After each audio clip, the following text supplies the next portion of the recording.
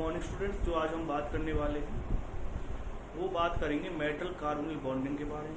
जैसा कि आप इस चैप्टर में बहुत सी चीज़ें पढ़ चुके हैं और थोड़ी बहुत चीज़ें और भी पढ़नी है, तो मेरे हिसाब से ये चैप्टर अब ख़त्म होने वाला है। ये लगा लीजिए आज जो वीडियो मैं डालने वाला हूँ मेटल कार्बोनिल बॉन्डिंग, इसके बाद एक छोटा सा टॉपिक और रह जाता है इसमें स्टेबिलिटी कांस्टेंट के बारे में, उसकी भी वीडियो कल तक डल जाएगी। तो स्टेप वाइज स्टेबिलिटी कांस्टेंट होता है और एक होता है ओवरऑल स्टेबिलिटी कांस्टेंट। इसकी वीडियो मैं आपके सामने डाल दूंगा फिर। लेकिन जो आज अगर हम वीडियो की बात करते हैं तो मेटल कार्बोनिल बॉन्डिंग के बारे में बात करेंगे। इम्पोर्टेंट टॉपिक है और मेरे हिसाब से आपका जो ये चैप्टर है, जैसे कि हमने वर्नर थ्योरी पढ़ ली है, इयान रूल भी पढ़ लिया है हमने, नॉमेनक्लेचर पढ़ लिए हमने, आइसोमेरिज्म वगैरह इस बार है नहीं। और बाकी मैं कोशिश करूंगा कि आइसोमेरिज्म का भी एक वीडियो डालूं आपके लिए, क्योंकि आइसोमेरिज्म बहुत इंपॉर्टेंट टॉपिक है मेंस और नीट के लिए, तो उसके लिए अलग से वीडियो डाल दी जाएगी।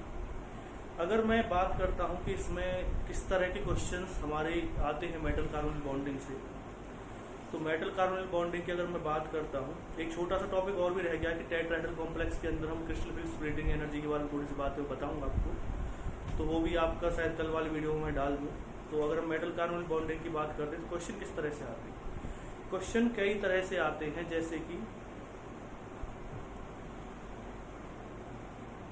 किस सिनर्जिक इफेक्ट क्या होता है, स्ट्रेचिंग फ्रीक्वेंसी से किस तरह से क्वेश्चन आएंगे वो मैं आपको बताने की कोशिश करूंगा।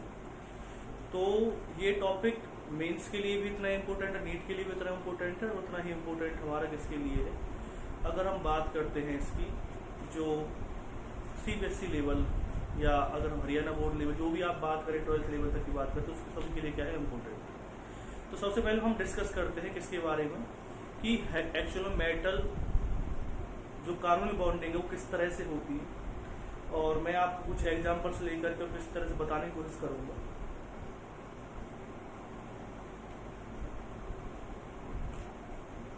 सबसे पहले दे रखा है, हम आज पढ़ने वाले हैं मेटल कार्बोनिल बॉन्डिंग की बात। जब हम मेटल कार्बोनिल बॉन्डिंग के बारे में पढ़ने जा रहे हैं तो हमें कुछ चीजें देखनी। जो मेटल होता है कुछ इस तरह से इसकी स्ट्रक्चर हमें बनानी। ये यहाँ पे क्या आ जाएगा, C ट्रिपल बॉन्ड O,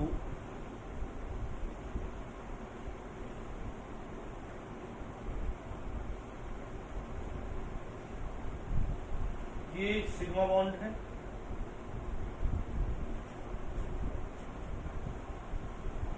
ये मेटल हो गया, ये क्या हो गया, कार्बोनिल हो गया।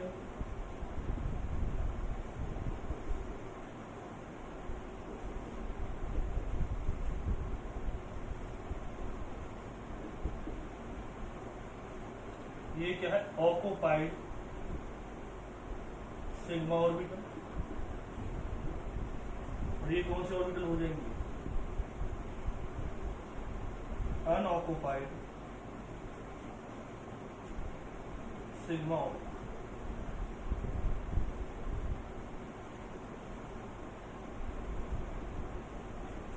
ये कौन से आ जाएगी, फिल्ड पाई ऑर्बिटल।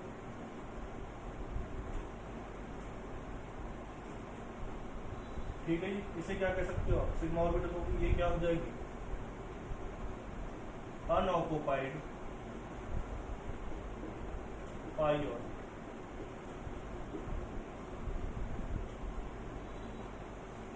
तो इसके बारे में कुछ चीजें मैं आपको बताना चाह रहा हूं और कोशिश रहेगी कि आपको हर एक पॉइंट समझ में भी आए। तो पहले तो डायग्राम की शुरुआत होगी कि डायग्राम भी हमें इसकी 90% चीजों को बता देगा और 10% चीजें बाकी थ्योरी वाली है वो भी हम समझ जाएंगे। पहले ही डायग्राम आप नोट डाउन कीजिए।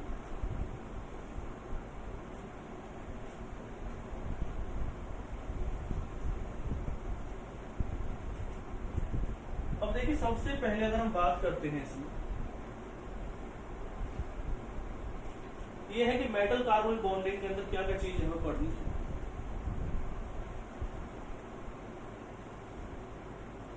होता होता क्या है, कुछ पॉइंट में आपको समझाने की कोशिश करता हूँ। एक आप कह लीजिए एक एग्जाम्पल के थ्रू, ये ऑक्सीजन है, ऑक्सीजन के पास बहुत सारे इलेक्ट्रॉन प्रेजेंट है, ठीक। ऑक्सीजन ने कार्बन के साथ बॉन्डिंग बना रखी, ट्रिपल बॉन्ड हमारे पास है। तो होगा क्या कि ऑक्सीजन जो है वो कार्बन से कहता है भाई मुझे, मेरे पास ज्यादा इलेक्ट्रॉन है तो आप अपने मतलब कुछ इलेक्ट्रॉन्स मेरे किसी को दिलवा दो। तो अगर ये कार्बन क्या होता है, कार्बन ऑक्सीजन पहले कब इसको इलेक्ट्रॉन देगा, कार्बन को देगा। कार्बन कहेगा कि मेरा एक दोस्त है मेटल, मैं उसे इलेक्ट्रॉन दे देता हूं। तो जैसे ही कार्बन मेटल को इलेक्ट्रॉन देता है, अपनी सिग्मा ऑर्बिटल से ये इसकी सिग्मा स्टार ऑर्बिटल में और इलेक्ट्रॉन दे देगा। अपनी सिग्मा से इसकी सिग्मा स्टार ऑर्बिटल में क्या करेगा, इलेक्ट्रॉन दे देगा। और उससे क्या होगा कि भाई जैसे इस इलेक्ट्रॉन मिले, ऑक्सीजन के ऊपर आ जाता है उसी टाइम पॉजिटिव चार्ज। जैसे ही इस इलेक्ट्रॉन मिलते हैं ऑक्सीजन पे कैसे चार्ज आ जाता है, पॉजिटिव चार्ज। अब पॉजिटिव चार्ज है निशानी किसकी, इलेक्ट्रॉन डेफिशिएंसी। आप सभी जानते हैं कि पॉजिटिव का मतलब होता है जो कंपाउंड आपको दे रखा है उसका नेचर कैसा है, इलेक्ट्रॉन डेफिशिएंट नेचर। जब इसका इलेक्ट्रॉन डेफिशिएंट नेचर है, अब बात करते हैं आगे।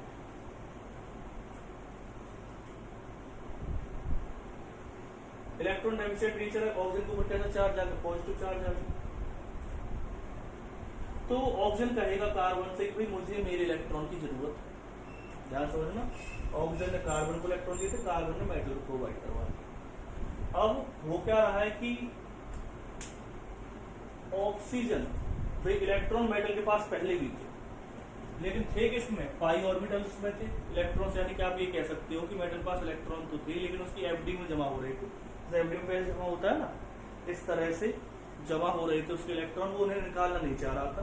उसने कहा किसी और से पैसे ले लूंगा और उसका यूज करने के बाद फिर उसे पैसे वापस कर दूंगा, मेरी एफडी भी सिक्योर रहेगी, फिक्स डिपॉजिट इस तरह से।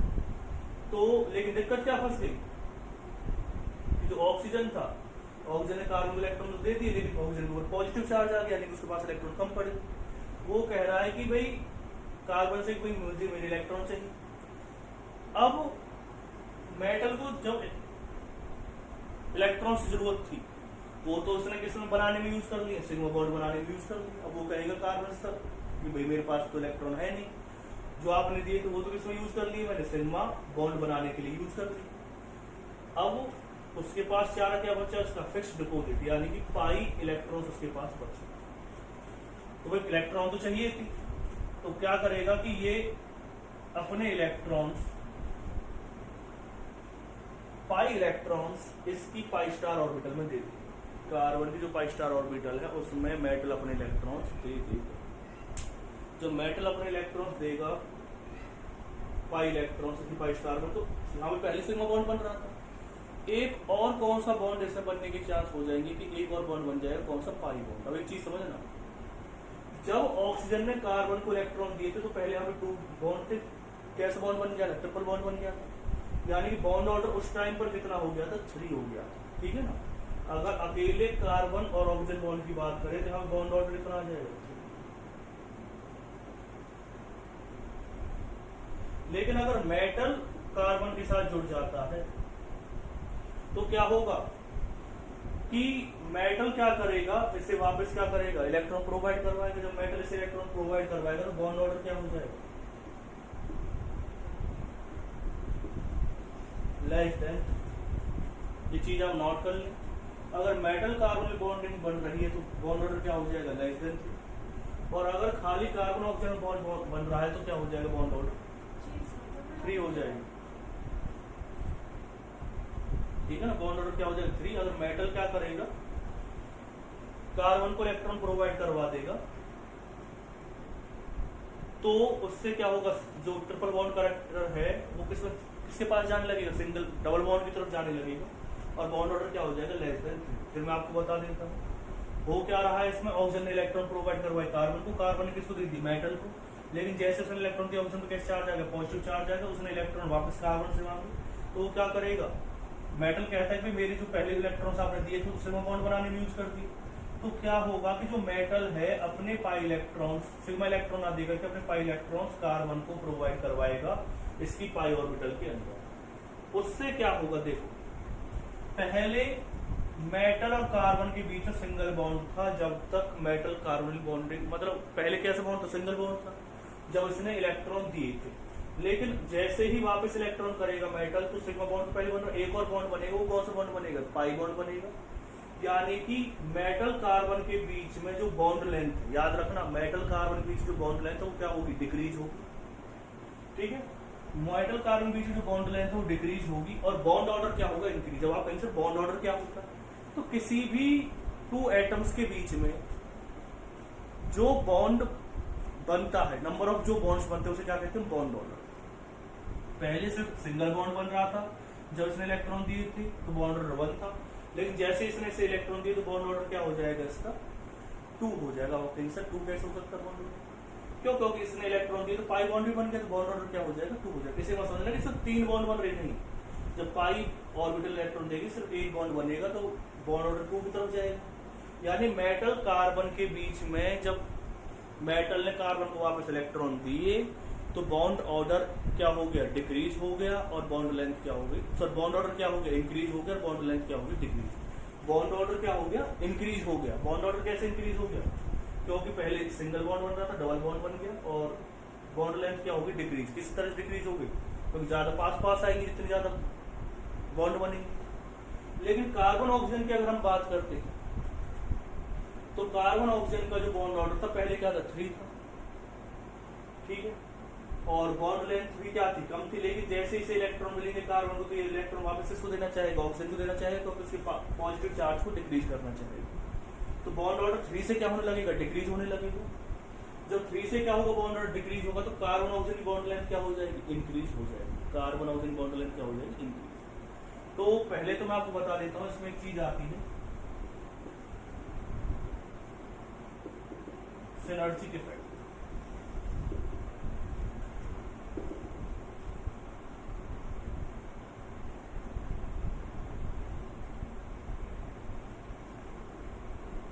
It is the increasement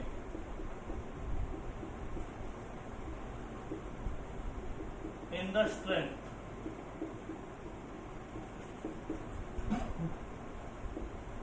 of metal carbon bond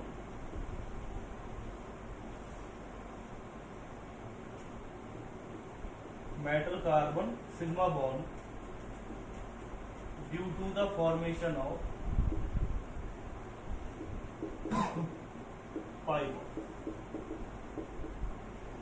pi bond बनने की वजह से जो सिग्मा बॉन्ड की बॉन्ड स्ट्रेंथ इंक्रीज हुई है मेटल कार्बन बॉन्डिंग के अंदर, उसे क्या कहते हैं, सिनर्जिक इफेक्ट कहते हैं।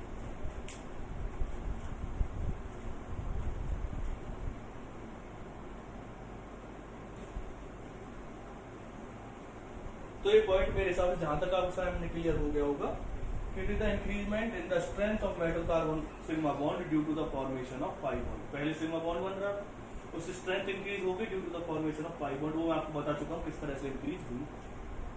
अब यहाँ पर चीज आती है सबसे पहले कि एक्चुअल में यहाँ पर लिख लिया हो,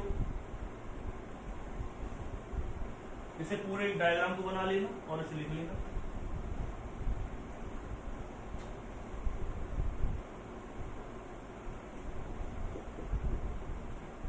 कार्बन ऑक्सीजन की अगर हम बॉन्ड लेंथ की बात करते हैं तो ये होती है 1.128 एंगस्ट्रॉम, और अगर हम कार्बन ऑक्सीजन की मेटल के साथ बॉन्ड लेंथ की बात करते हैं तो इंक्रीज हो जाती है 1.128 एंगस्ट्रॉम। ये पॉइंट दोनों नोट होने चाहिए आपकी नोटबुक के अंदर। जो मैंने आपको बताया बॉन्ड ऑर्डर 3 होता है, अगर मेटल अटैच हो जाएगा तो बॉन्ड ऑर्डर डिक्रीज हो जाएगा और बॉन्ड लेंथ क्या हो जाएगी, इंक्रीज हो जाएगी। ये पॉइंट आपके होने चाहिए।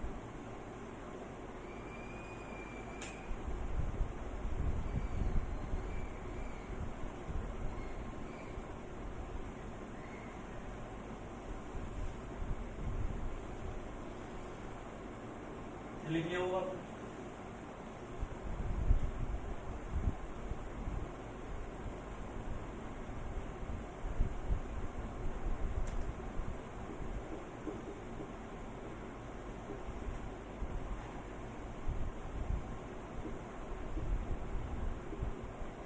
स्ट्रेच स्ट्रेचिंग फ्रीक्वेंसी, म्यू से रिप्रेजेंट करते हैं इसे 1/2πc √k/e।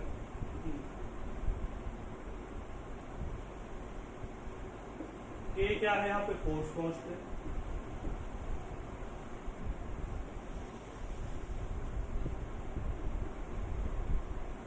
न्यू क्या है यहाँ पे? Reduce mass.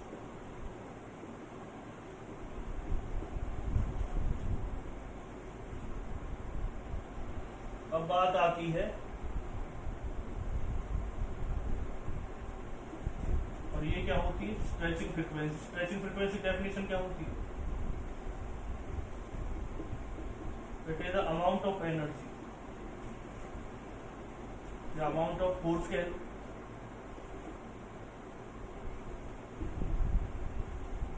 required to stretch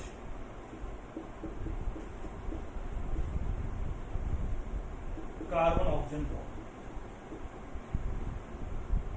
तो फोर्स कह लो या एनर्जी कह लो जो हमें रिक्वायर्ड होता है स्ट्रेच करने के लिए कार्बन ऑक्सीजन बॉन्ड। तो एक बात ही बताओ, जितना कार्बन ऑक्सीजन बॉन्ड क्या होगा? स्ट्रॉन्ग होगा, उतनी स्ट्रेचिंग फ्रीक्वेंसी क्या होगी? ज्यादा होगी।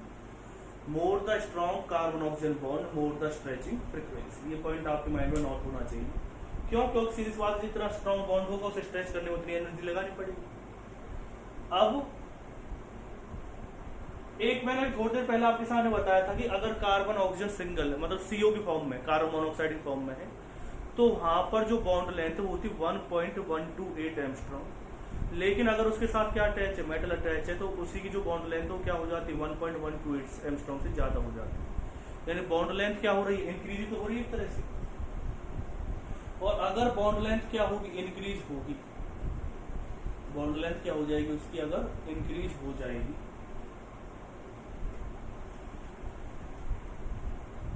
कार्बन ऑक्सीजन बॉन्ड की, तो बॉन्ड वीक हो गया ना एक तरह से, तो उसे स्ट्रेच करने के लिए स्ट्रेचिंग फ्रीक्वेंसी क्या होगी? कम। यानी कि अगर मेटल अटैच होता है कार्बन ग्रुप के साथ तो उसकी स्ट्रेचिंग फ्रीक्वेंसी डिक्रीज होती है। क्या होती है? उसकी स्ट्रेचिंग फ्रीक्वेंसी डिक्रीज होती है। अब आप ये लगा लो, मैं रिलेशन लिखने वाला हूं, VCO डायरेक्ट प्रोपोर्शनल किसकी होती है? Bond order of carbon oxygen bond length of carbon oxygen. तो बॉन्ड लेंथ जितनी ज्यादा रहेगी उतनी स्ट्रेचिंग फ्रीक्वेंसी क्या रहेगी? कम रहेगी।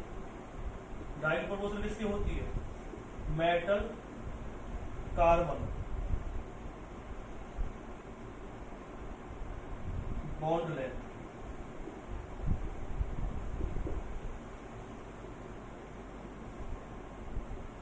तो सीधी सी बात ये है, जितना मेटल कार्बन की जो बॉन्ड लेंथ है, मेटल इसे इलेक्ट्रॉन देगा, तो मेटल और कार्बन के बीच में जो बॉन्ड ऑर्डर वो क्या हो जाता है? वो हो जाता है डिक्रीज। मेटल और कार्बन का जो बॉन्ड ऑर्डर तो क्या हो जाएगा? इंक्रीज हो जाएगा। जैसे मेटल कार्बन को क्या देगा? इलेक्ट्रॉन देगा। लेकिन अगर मेटल कार्बन को इलेक्ट्रॉन दे रहा है तो बॉन्ड लेंथ क्या हो रही है? डिक्रीज हो रही है, और बॉन्ड ऑर्डर क्या हो रहा है? इंक्रीज हो रहा है। ठीक है। और बॉन्ड ऑर्डर इंक्रीज हो रहा है, लेकिन कार्बन ऑक्सीजन का बॉन्ड ऑर्डर क्या हो रहा है? डिक्रीज हो रहा है। उसी टाइम मेटल ने जब कार्बन को इलेक्ट्रॉन दिए तो इन दोनों के बीच में बॉन्ड बना और इनके बीच में से बॉन्ड हटा। ठीक है ना? दोनों एक दूसरे को उल्टे। तो मेटल कार्बन की जितनी बॉन्ड लेंथ इंक्रीज होगी, यानी कि मेटल जितने कम इलेक्ट्रॉन देगा सी को, उतना ज्यादा ही कार्बन ऑक्सीजन का क्या हो जाएगा? बॉन्ड, ट्रिपल बॉन्ड बना रहेगा, क्योंकि मेटल उसे इलेक्ट्रॉन प्रोवाइड करवाएगा नहीं, और उतनी ही सी और ऑक्सीजन की स्ट्रेचिंग फ्रीक्वेंसी क्या रहेगी? ज्यादा। फिर क्या रहेगा? इनवर्सली प्रोपोर्शनल किसका रहेगा? Metal carbon bond. ठीक है ना? तो ये पॉइंट आप लेके नोट डाउन कर ले जाते।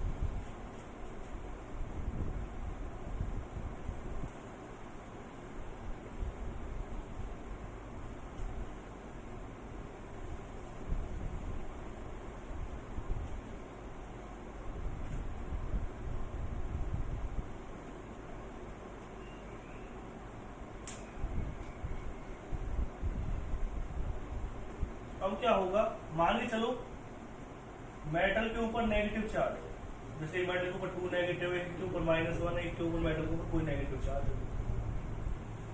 तो सीधी सी बात क्या होगी कि जब मेटल के ऊपर जितना ज्यादा नेगेटिव चार्ज होगा वो उतने इलेक्ट्रॉन किसको दे पाएगा, वापस कार्बन को दे सकता है।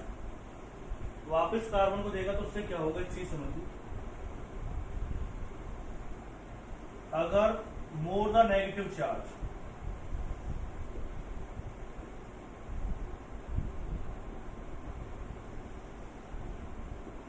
ऑन मेटल, उससे क्या क्या फर्क पड़ने वाले, मेटल कार्बन को ज्यादा इलेक्ट्रॉन देगा, तो मेटल और जो कार्बन की जो बॉन्ड लेंथ है वो क्या हो जाएगी, डिक्रीज। बॉन्ड ऑर्डर क्या हो जाएगा मेटल कार्बन का, इंक्रीज।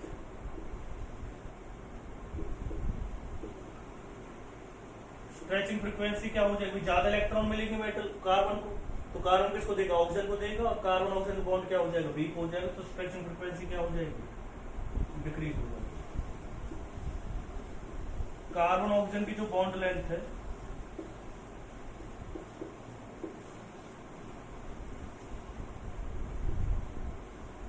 वो इंक्रीज हो जाएगी, और बॉन्ड ऑर्डर क्या हो जाएगा,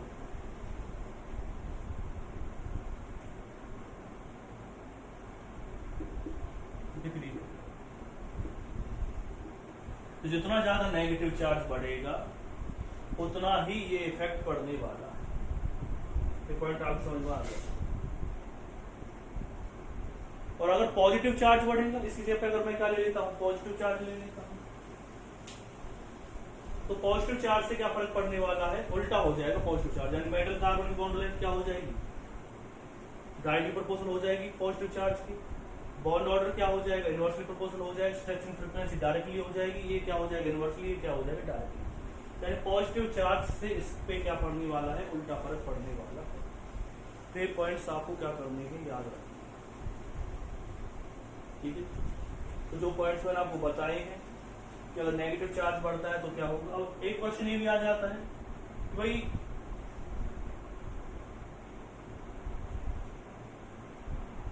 अगर बाई चांस ऐसा हो जाए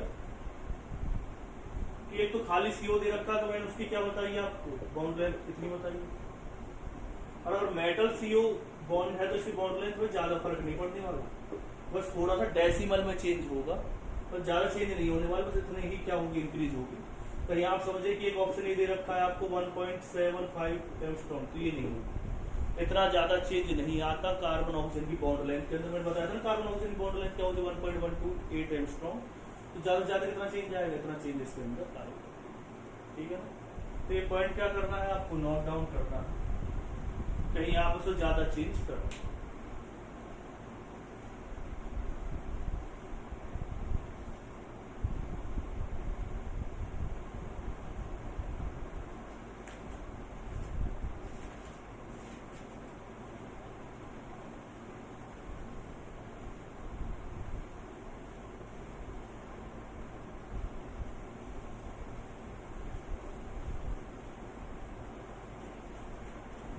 तो स्टूडेंट्स इस वीडियो को वॉच करें, जो भी बाकी कुछ बच रहा है इसके अंदर, मेरी कोशिश रही कल वाली वीडियो में आपको डाल दूँ और आपके मोस्टली जो चैप्टर है क्या हो जाए, कंप्लीट हो जाए। तो इस चैप्टर के जितने पॉइंट्स मैंने आपको बताए उन्हें अच्छी तरह से नोट्स कर ले, तो एक चैप्टर आपको कंप्लीट होने वाला है। फिर कोशिश रहेगी कि हम नेक्स्ट चैप्टर इसी से कोई रिलेटेड DI ब्लॉग वगैरह कराने की कोशिश करें, ठीक है।